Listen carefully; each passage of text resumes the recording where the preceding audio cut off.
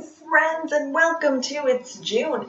By God, it's June. Where is my life going? It's filtering away into adulthood as I embark on a journey of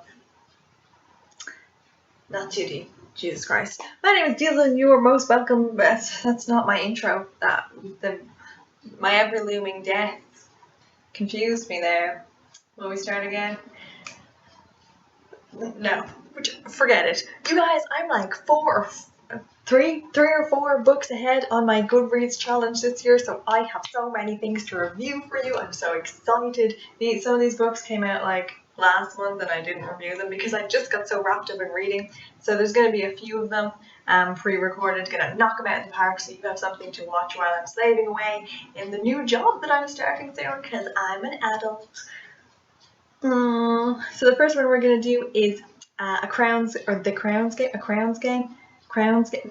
Game by Evelyn, Skye. And after that, if you have a month's worth of me being in this shirt, feeling exasperated, you'll know it was all in the name of adulthood or some shit, I don't know. Let's just get to the book. So, what's it all about? Well, The Crowns Game follows the story of two young enchanters, Vika and Nikolai, who are living in a fantasy version of Imperial Russia in a time when the Ottoman Empire, aka the Turkish Empire, are basically threatening the Imperial Empire with war, death, destruction.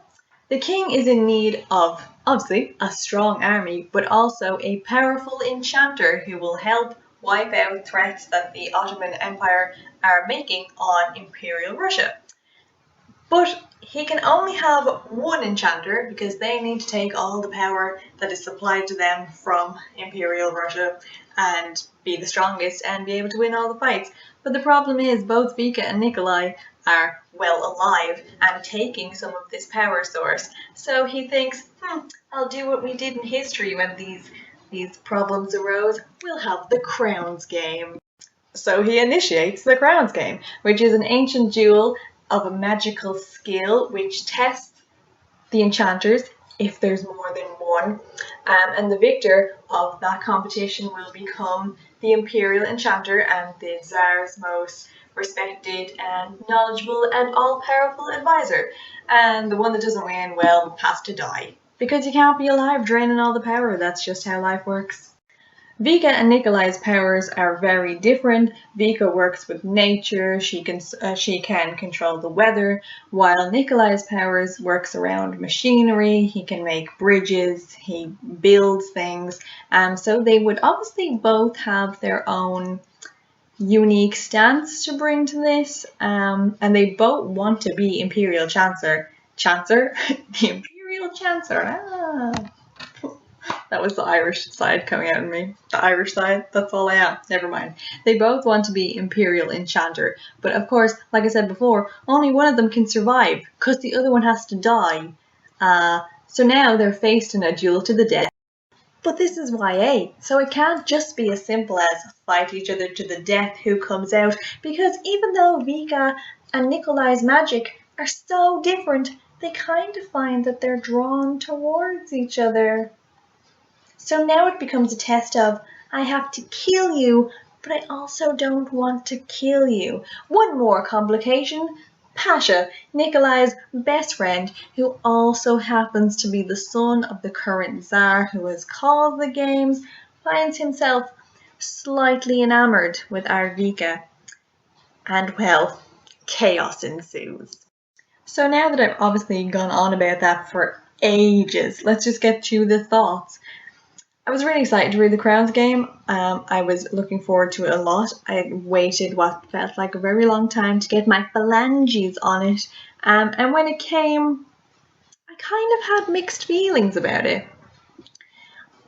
I don't know what I had expected from this, but kind of a lot more duels to the death type thing going on. But there wasn't really a lot of that. They did have some unusual, magic things, but there was no real... actually, I can't say that. That might be a spoiler. They do have a competition, but it's not really the type of competition that I was expecting.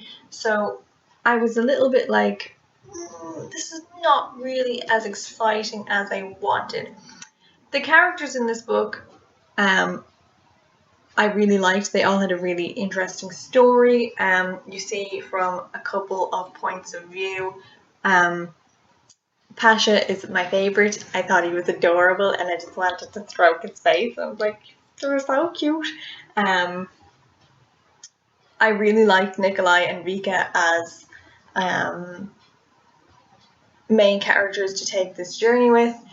The side characters are really intriguing and cute, and I enjoyed them too. The whole Vika and Nikolai falling for each other thing didn't really sit well with me. I didn't think there was like it didn't flow. It kind of just felt like, and for Pasha and Vika as well, for me it kind of just felt like these two boys lusting after this girl who didn't really have any interest in either of them, apart from possibly like, oh, he's talking to me, I kind of like this. Like, I didn't get the sense that Vika had any desire towards either of them, whereas they make it very clear that they have like, they have a lot of interest in her. I kind of felt as if Evelyn made these relationships but forgot to put in Vika's feelings, and it's just these two young fellas being like, oh, and you're meant to think like, oh, it's a bit of a love triangle, but it's not really, because you have no sense of Vika actually giving a shit. So it's really just these two young fellas being like, I love girls, and Vika just being like, so enchanting. Like, I don't know, it was just kind of odd. It is an enjoyable read, but it's not action-packed, exciting type of enjoyable read. I gave it 3 stars out of 5 on Goodreads. If I could have given, it was fine. It just wasn't really what I expected it to be. And I can't really tell you in what way it wasn't, because then it will give away some of the stuff.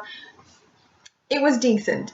It wasn't what I thought that it would be from the whole hullabaloo around it, but if you're going to read it, or if you wanted to read it, I would recommend that you get your hands on it. Yeah. Cool. I'm really rusty at this. I apologise. This was just a lot of this and not a lot of coherent thought.